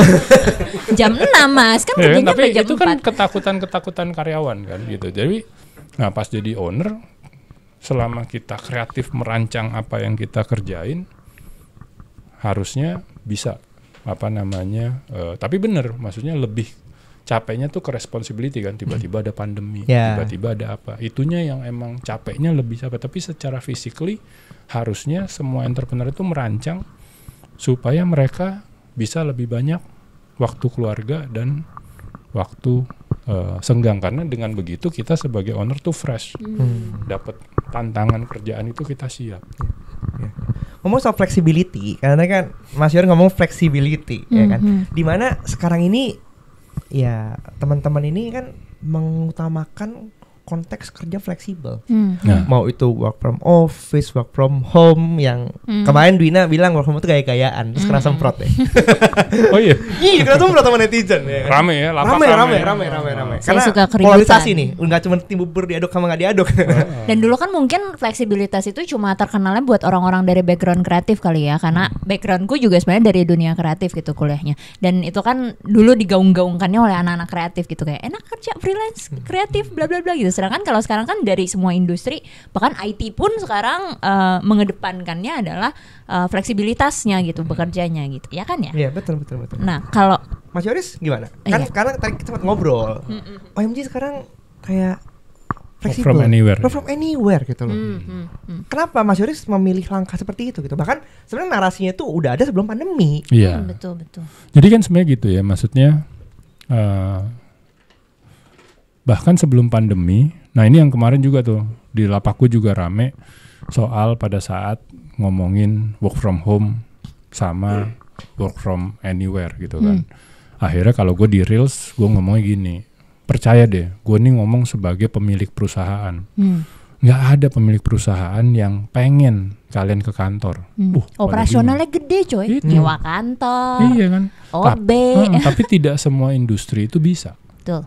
Ya kan, kayak gue akhirnya ya sekarang gue work from anywhere, karena ya satu, kita memang masih surviving after pandemi, masih recoup gitu ya kerugian pada saat pandemi, dan memang kebetulan kita meeting tahunan sebelum pandemi itu sudah mencanangkan nih office cuman ngabisin kontrak aja. Kebetulan udah bayar sampai Juni gitu kan, jadi kita ngabisin kontrak, kita akan work from anywhere itu sebelum pandemi gitu loh. Karena apa? Karena menurut gue satu, kalau OMG itu kebetulan kita hire karyawan yang udah biasa kerja. Jadi karena 5 kita nggak bisa afford ya, mungkin sekarang lagi nyoba nih 1-2 ada anak baru gitu ya, kita mau coba gitu ya, yang itu pun rata-rata udah kerja 3 tahun di tempat lain, 2 tahun tempat lain gitu. Jadi nggak yang fresh banget yang harus dituntun. Nah jadi kan emang 5 orang-orang yang udah biasa kerja, udah tahu rasa tanggung jawab segala macam gitu. Jadi memang bukan hanya industrinya, tipe pekerjaannya juga bisa. Dan yang kenapa bahkan sebelum pandemi itu gue nggak mau, karena gue memperhatikan juga dari mereka ke kantor, even gue bilang oke, masuknya siang nih jam 10, tetap aja lama nyampainya. Jam 10 datangnya tetap jam 12. Nah, kecuali gue menerapkan OMG karyawannya rayonisasi. Kayak sekolah. Jadi kayak sekolah ya kan. Nah itu kan nggak bisa gitu. Jadi memang kita harus lihat dari sisi usahanya seperti apa gitu kan. Nah karena mampu, dan misalnya ada yang nanya nih masalah trust ya kan, gimana kalau mereka jadinya ngerjain hal yang lain? Gue bilang itu masalah dia sama Tuhan. Kenapa? Karena di kontrak udah ditulis kalau lu mau ada kerjaan di luar kerjaan OMG, lu harus izin tertulis dari Yoris Bastian. Jadi bukan izin tertulis ke managing director atau apa. Lu izinkan apa? Yoris itu anak gaul. Ya kan, jadi kalau lu ketahuan gitu, biasanya bahkan nggak diaduin, nggak sengaja ya keceplosan gitu. Kemarin sih ini gitu. Nah, jadi maksud gue, lo bilang, jadi misalnya ada nih, dia mau bantu film lain gitu, film temennya, gue bilang nggak apa-apa, Blockbuster akan bantu secara gratis karena dia temen lo. Tapi dia tahu pintunya ke Blockbuster. Takutnya kalau gue kasih lain kali udah langsung aja, karena nih film bisnis kita. Tapi misalnya dia email, gue mau ada acara keagamaan, ya udah boleh. Gitu kan. Bahkan waktu di Hard Rock nih, kalau Hard Rock padahal gue karyawan ya, gue GM kan, itu DJ gue merangkap lighting kan, DJ ada yang bisa lighting, DJ ada yang bisa apa, kita multifungsi. Lighting man gue yang juga DJ gue, itu cutinya bisa lebih dari sebulan dalam setahun, cuti tidak dibayar kantor karena dia nemenin Agnes Monica. Agnes ketemu si Martin ini di Alec Mande, suka banget karena lighting itu ngikutin beatnya. Kalau yang lain kan gini-gini ya. Yang penting semarak gitu. Nah, kalau Martin tuh, dan tadi Agnes sudah tahu harus kirim ke Martin ini lagu latihan. Karena kan beatnya bisa berubah kan. Lagu latihan udah di lock, dia bener-bener tuh deng gitu loh. Nah, izin tertulis, gue bilang boleh karena ini kebanggaan buat Hard Rock Cafe. Dan ini tidak pas lagi Alec Mande kan, gitu loh. Jadi kalau perlu karena dia unpaid leave, gue promote ada server yang suka nge-DJ, dia boleh belajar. Jadi pas Martin lagi pergi, ada yang istilahnya penggantinya lah selama 2-3 hari. Nah, anak itu sekarang jadi Disco Pantera. Iya kan, jadi pas dia ngomong, thank you Riz, gara-gara waktu itu dikasih kesempatan. Jadi dia sebagai server, kalau pas DJ lagi cuti, dia yang gantiin. Sekarang kemana-mana gue ketemu, wis gila, jadi pekerjaan utama. Gitu kan. Jadi maksud gue, bikin aja kontraknya bahwa lu kerjanya eksklusif. Jadi kalau gue termasuk tipe yang, kecuali memang tipe karyawan tipe perusahaannya yang bilang memang boleh side hustle, ada juga tuh. Ponakan gue kerja di satu startup digital, bahkan dia boleh bikin startup yang baru, di mentoring sama foundersnya. Nah itu kan tergantung yang punya. Kalau ditanya ya boleh-boleh. Kalau di gue nggak boleh. Lu kalau mau ada side hustle harus izin tertulis. Karena ngomong aja kan bisa, kan hari itu udah approve. Enggak, kalau tertulis tuh udah nggak bisa lari. Bisa aja aku bilang lupa, emang udah approve gitu kan. Iya kan, jadi udah email paling enak. Dan kita sifatnya suportif ya, bukannya nggak boleh, tapi harus sesuatu yang sebenarnya selain keagamaan membanggakan buat perusahaan. Karena somehow yang suka orang lupa bahwa kalau kita udah di level owner tuh kayak berasa dunia kecil, ya kan? Si ini kenal si ini kenal si ini, cuma seobrolan dong. Kemarin gue tahu tuh kayak anak Fosfire bantuin ini, kita ngeliat siapa? Oh ini. Kalau nggak lagi ketemu di mana? Kok ketemu bocahnya bilang kayak ada bocah lu nih gitu. Dan tahu gitu kan. Oh si ini, oh iya emang ini kok dia ngapain kayak gitu. Kalau nggak CV-nya akan beredar, terus pengalaman kerjanya sekarang current company-nya gitu. Karena kemarin ada temen gue bilang kayak gitu. Nah, bantuin ini. Oh iya gue liat buat cerita. Oh ini, oh iya. Tapi ya apa juga sih menurut gue kayak ya karena ya balik lagi ya kebijakan masing-masing perusahaan. Masing-masing. Tapi ya intinya gitu kan Mas. Jadi maksudnya buat gua work from anywhere itu kalau ownernya bisa pasti mau kok. Gitu loh. Hanya memang ada beberapa pekerjaan yang ini, nah yang jangan sebenarnya tipe industrinya bisa, tipe perusahaannya bisa, hanya karena dia nggak trust aja. Sehingga masih dipaksa harus datang. Apalagi kalau yang masih ada yang, lo kok belum pulang sih? Bosku belum pulang. Hah, apa hubungannya? Gitu banyak. Kan? Kalau dulu kayak gitu sih. Dulu waktu gue di korporasi kayak gitu bos sih. Bos masih ada, diem lo di situ. Gitu. Karena buat gue sih tidak, even misalnya ini ya laporan, gue kan punya format laporan bulanan. Tanya sama manajer gue gitu loh. Kok yang kita usahakan nggak ditulis? Ya karena itu bukan hasil.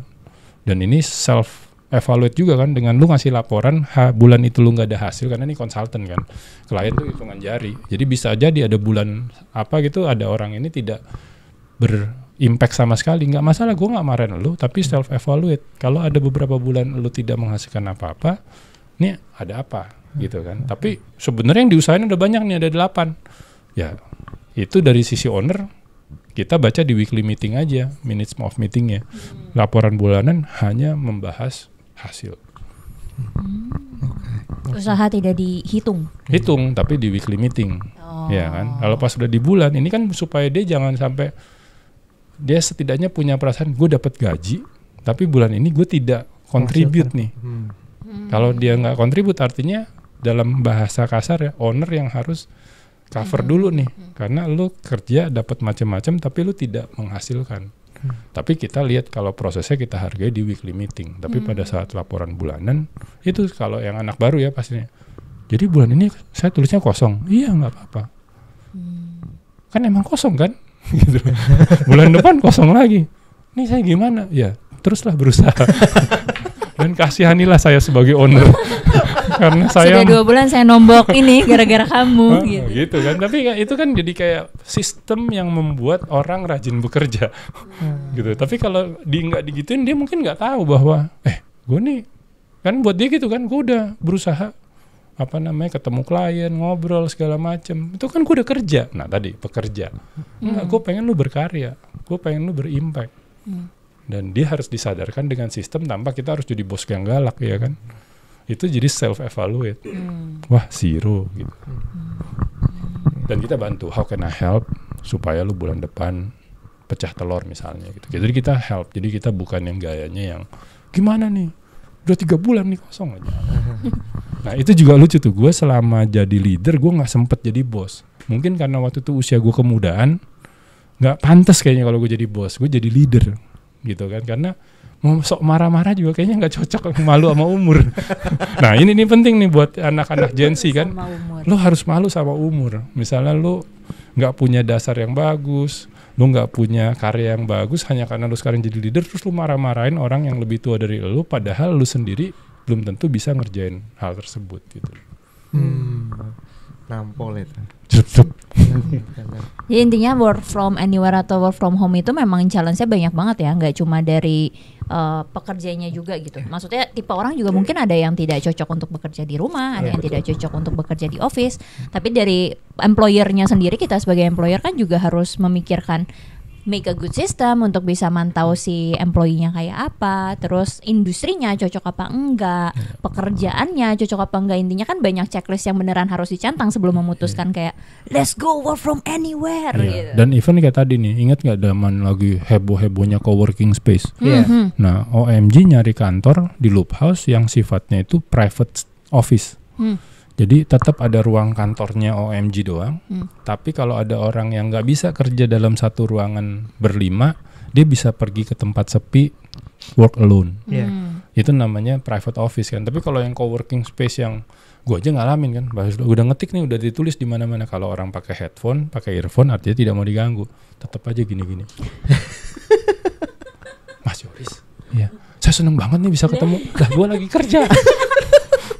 Ya kan, nah itu akhirnya nggak bisa nih kalau kita tiap orang beda-beda kan, jadi harus private office tuh pada saat di kantor, ini kantor kita, tapi harus ada ruang meeting yang bisa kita pakai, ada private spaces yang bisa kita pakai, ya kan, dan orang mungkin cuma bisa ke coffee shop di bawah, tapi begitu dia mau ke atas dia harus punya kartu gitu. Nah harus cari yang kayak gitu kan, jangan ya tadi ya banyak klien gue tuh tidak mendesain, hanya copy paste aja gitu kan, akhirnya kok karyawan gue di kantor udah gue bikin ala-ala Google kok dia nggak bisa kerja, karena ya tadi dia jadi nggak punya cubicle dia. Cubicle itu kan kayak safe space-nya dia.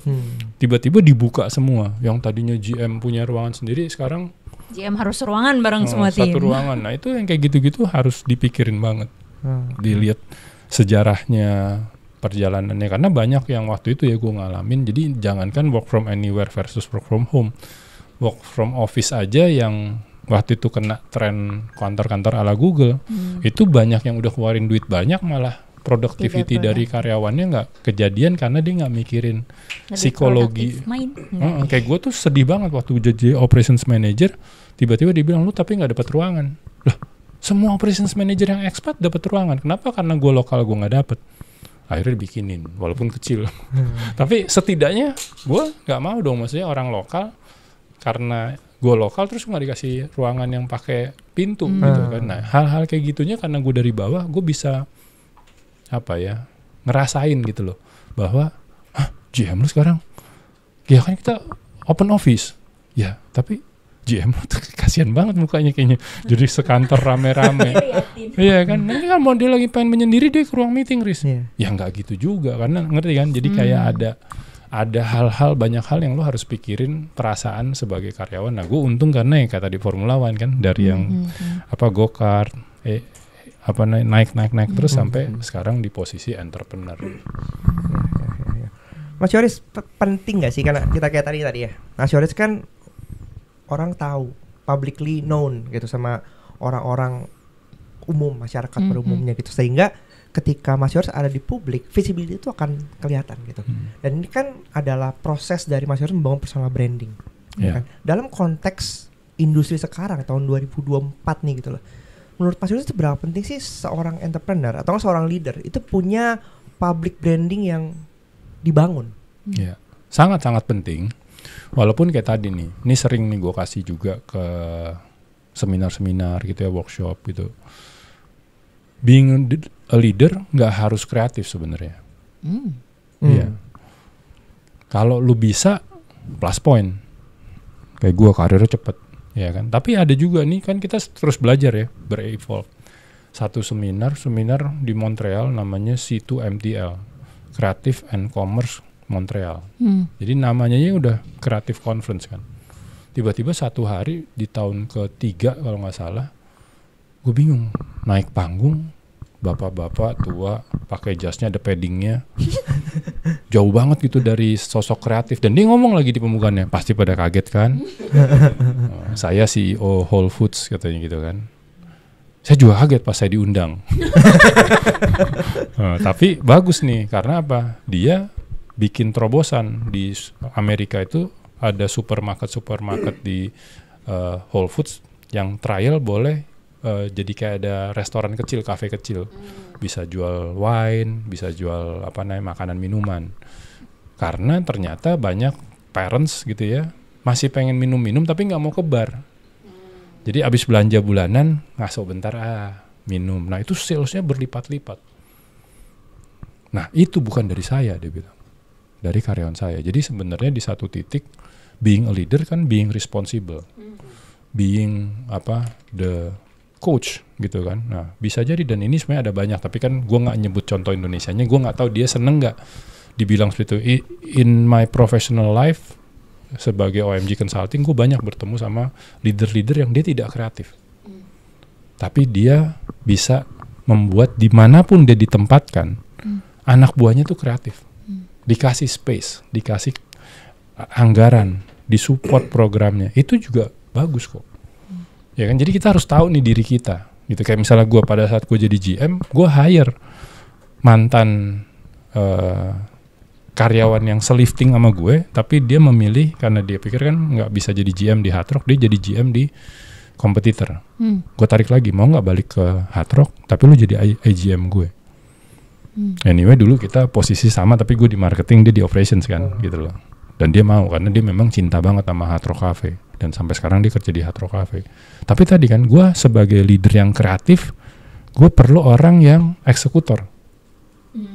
Nah message-nya di sini adalah kenali diri kita. Kalau kita memang tipe operational, tipe eksekutor, hire lah orang kreatif. Jangan tadi kan maksain diri, gue harus belajar nih dari Mas Yoris untuk gue jadi kreatif. Mungkin memang bukan. Apalagi ada namanya gue lupa sih, tapi CEO Whole Foods itu yang gue bilang bener juga ya. Kalau orangnya dia emang gak kreatif, jangan dipaksa. Boleh mencoba, tapi kalau memang tidak bisa, setidaknya jangan nge-cut yang di bawah. Yang di bawah justru lu harus nambahin orang wingman lu itu, atau orang terdekat lu itu orang yang sangat kreatif, walaupun bawahan. Ya kan, tapi dia yang akan mendongkrak lu. Dia bilang, jadi itu gak mungkin kan, muka kayak saya ini punya ide kreatif, nggak masalah. Nah itu juga buat gue sebagai orang kreatif belajar kan. Oh iya, apalagi gue banyak ngajar kan di berbagai korporasi. Hanya saat ini gue belum berani mention nama, takutnya dia nggak seneng kalau dibilang sebagai pemimpin yang keren, memberi kesempatan buat anak buahnya kreatif, tapi dianya nggak kreatif. Tapi banyak di Indonesia gue udah menemukan banyak, dan itu fine aja menurut gue. Tidak semua orang harus jadi, atau tidak semua leader harus menjadi orang yang sangat kreatif. Yang penting tim player ya, bisa nge-encourage tim lo untuk sama-sama nge-support bareng supaya semuanya jadi lebih kreatif gitu ya. Intinya tim player. Kan zaman dulu masih ada itu ya, kayak malu nih, masa gue leader, idenya dari anak buah. Udah nggak zaman kayak gitu. Justru the best leader yang bisa make the best out of all their team gitu loh. Itu sih. Udah larinya lebih coach sebenarnya daripada leader, ya kan. Leader as a coach. Makanya gue seneng tuh nonton bola segala macam kan. Kalau lihat di blog gue, terakhir gue masih nulis Mikel Arteta. Karena gue bilang Mikel Arteta itu sama-sama untung. Ya kan, dia baru selesai main di Arsenal langsung diambil jadi asisten pelatihnya Pep Guardiola. Pep Guardiola yang baru datang dari Spanyol kalau nggak salah itu mau belajar. Nah, cara belajar dari siapa? Dari pemain yang baru tahun lalu masih main di Liga. Nah, sekarang kan Arsenal juga bagus banget karena Mikel Arteta dapat pelajaran langsung dari the best mentor. Jadi tapi sebenarnya it takes two. Jadi orang jangan hanya lihat Artetanya yang untung. Pep Guardiola juga jadi bisa mengerti Liga Inggris karena pengalaman atau cerita dari Mikel Arteta yang baru aja pensiun jadi pemain 1 musim yang lalu. Nah itu harus dilihat kayak gitu loh. Jadi jangan hanya leader tuh harus ngasih. Leader tuh juga harus bisa take out of their team. Jadi saling menguntungkan.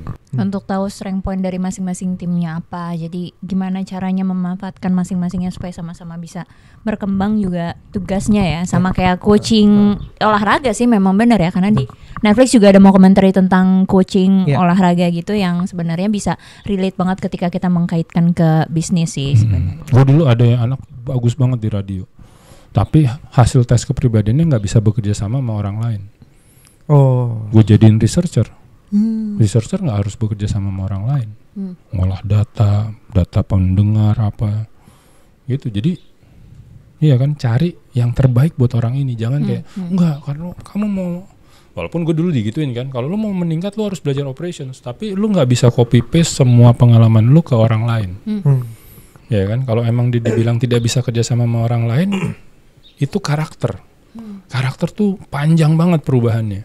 Skill bisa kita ajarin, ya kan. Tapi kalau karakter, wah itu many years baru berubah. Nah kalau dia karakternya nggak bisa kerja bareng orang, terus lu paksain kerja di radio, dia bisa ngerusak padahal dia pinter banget, kecerdasan mantep gitu kan. Nah cari yang research kan kerja sendiri tuh.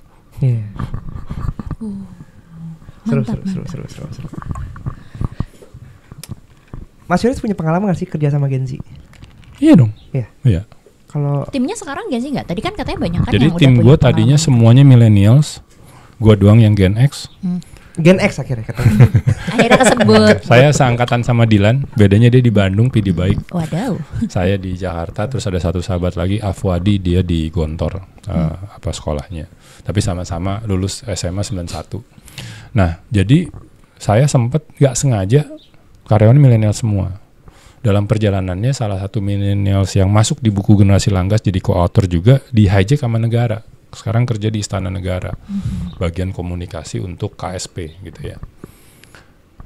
Nah gimana ya? Di hijack sama negara nih. Ini udah gue waktu itu grooming dia dari dia back for good, dia S2 di Inggris.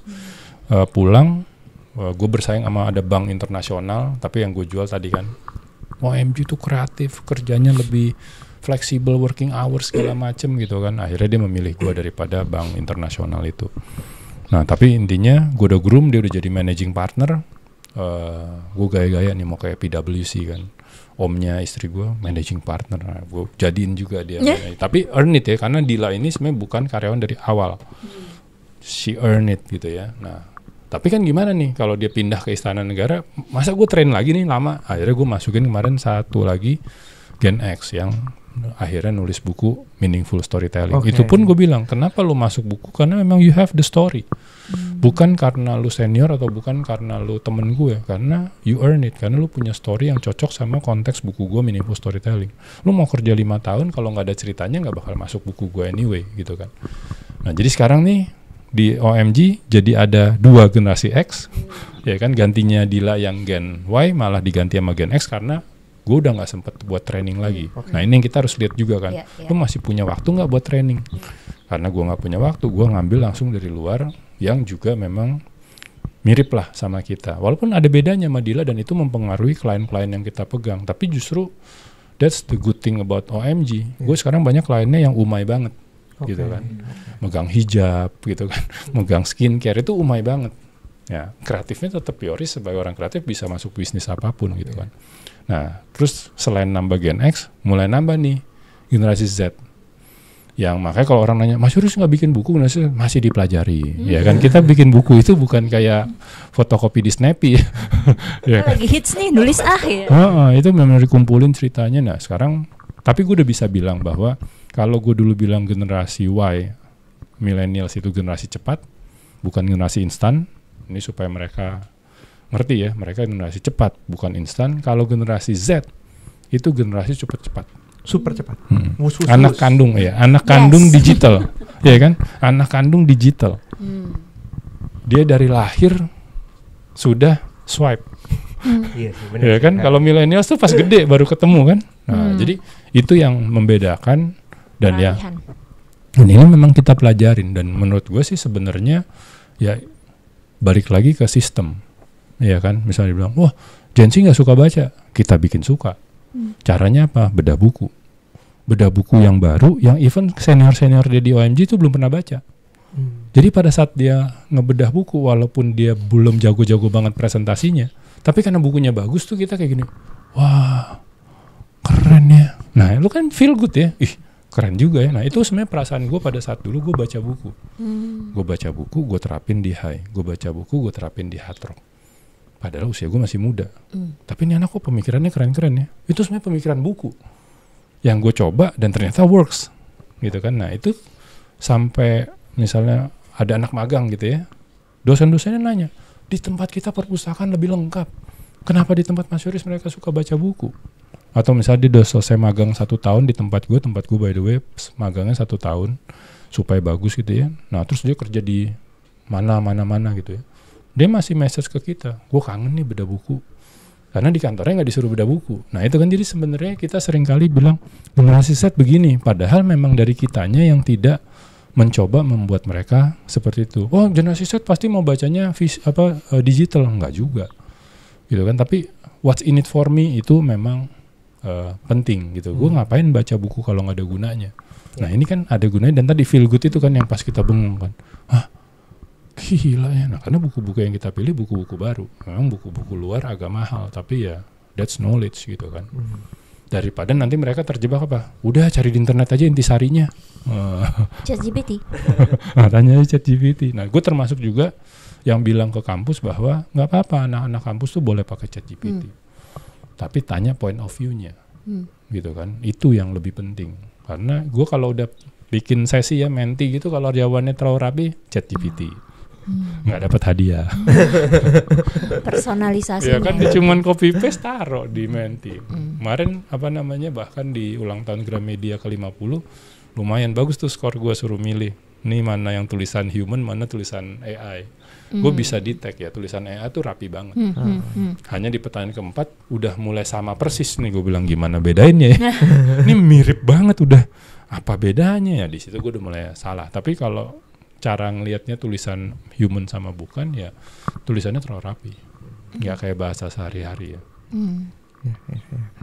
Seru banget pembicaraan kali ini, banyak banget insight yang dapetin. Panjang banget nih udah. Panjang banget dan bingung ngeditnya ntar. Ini udah episode terpanjang kayaknya so far, tapi nggak mau berhenti, udah diinget-ingetin sampai. Karena apa ya?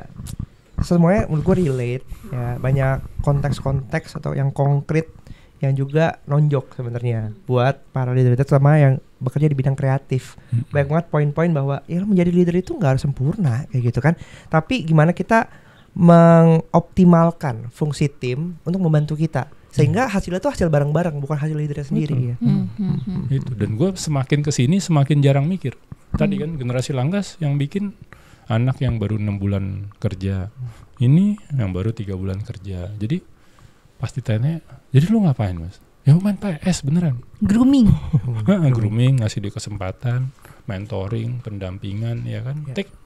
Dan kalau gue mungkin, nah ini mungkin bedanya ya. Gue tuh udah cukup banyak dapat award, gue udah cukup banyak dapat prestasi. Jadi buat gue tuh gue udah gak nyari prestasi lagi. Nah, you can take the credit ya Mas. Gue justru seneng kalau kreditnya ke mereka gitu kan. Nah ini yang mungkin ada banyak juga leader, apalagi kalau dia leader masih muda, dia keakuannya masih tinggi kan. Gue pengen bahkan kalau buat gue gini, gue mentoring banyak orang, tapi kalau orang itu nggak posting bahwa dia menti gue nggak akan posting bahwa dia menti gue. Ya kan nggak apa-apa, buat gue kan kita memang ngasihnya ikhlas gitu kan. Nah tapi kan banyak tuh yang misalnya, wah ini udah kita ajarin Mas Yoris terus dianya nggak pernah mention kita. Gue bilang justru jangan. Nah itu yang kadang-kadang sebagai leader, sebagai mentor, akhirnya gue ngerasa beruntung gitu. Atau misalnya yang kayak tadi lah, gue bikin buku Generasi Langgas gitu ya. Karena gue juga waktu itu jadi pemimpin di usia muda. Tapi bayangin perasaan orang yang pas dia jadi pemimpin tuh dia harus berkarir 30 tahun. Tiba-tiba sekarang generasi Y itu cuman kerja 15 tahun udah jadi leader. Kan sedih juga kan, itu manusiawi. Nah itu yang gue kalau seminar khusus yang seangkatan itu gue bilang, jangan balas dendam. Karena eranya sudah berubah. Iya kan dulu lu 30 tahun untuk mencapai. Gue memang beruntung. Gue cuma 7 tahun udah jadi leader. Sehingga kalau sekarang ada yang 7 tahun jadi leader, gue biasa aja. Nah itu kan lagi-lagi manusiawi. Jadi gue selalu bilang juga Gen Z, Gen Y, kalian juga harus punya empati terhadap generasi yang di atas kalian. Karena dulu itu mereka tidak seperti itu. Dulu mereka kalau mau ngerekam kaset harus nungguin di radio. Ya kan, udah mau selesai ya, udah mau selesai penyiar yang ngomong, aduh ulang lagi gitu kan. Nah sementara kalian sekarang tinggal Spotify, generasi super cepat ya kan. Tapi ya tadi maksudnya Gen Z sama Gen Y menurut gue tetap akan menjadi generasi terbaik. Dan bahkan sekarang secara demografi di dunia dan bahkan kalau nggak salah di Indonesia, generasi Z jumlahnya sudah lebih besar daripada Gen Y. Jadi yang Gen Y yang tadinya di anak emaskannya di kantor sebentar lagi terganti karena Gen Z bentar lagi kan lulus kuliah semua. Sekarang kenapa mereka belum di anak emaskan? Karena mereka belum semua masuk dunia kerja ya. Dia belum punya duit sendiri yang di-spend suka-suka dia. Makanya sekarang masih agak ke Gen Y. Tapi Gen Z sudah mengalahkan Gen Y dari sisi demografi. Jadi nggak akan lama lagi brand-brand semua tiba-tiba, ayo fokus kita ke Gen Z. Nanti gue yang di demo, Riz, lu bikin acara buat anak muda mulu, sponsornya bos, bukan gue bos. Gitu. Mana yang buat arah apa? Nah ini kan peluang sebenarnya buat brand untuk bikin acara yang justru buat Gen X-nya, bikin acara yang justru buat angkatan yang tua. Itu sana nggak ada yang mikirin. Dia hanya mikirin jumlah volume, padahal generasi yang di atas ini mungkin secara disposable income jauh lebih besar. Gitu. Ya. Mantap, seru banget yang kita dapetin di sesi kali ini. Aku pengen tanya sih kalian, drop komen kalian, kira-kira insight mana yang paling berkesan dari obrolan kita? Yang paling ketonjok, yang paling ketonjok, Mas Yoris. Kalian tulis di kolom komen. Kalau misalnya kalian juga pengen nanti Mas Yoris datang lagi untuk bahas sesuatu yang lebih ini, semoga masih berkenan ya. Kalau ada waktunya ya. Atau punya pertanyaan juga boleh drop di komen, mungkin nanti bisa dijawab juga sama Mas Yoris. Oke, jangan lupa di like video ini kalau kalian suka, bagiin juga teman-teman kalian. Dan sampai jumpa di video selanjutnya. Thank you Mas Yoris. Bye-bye.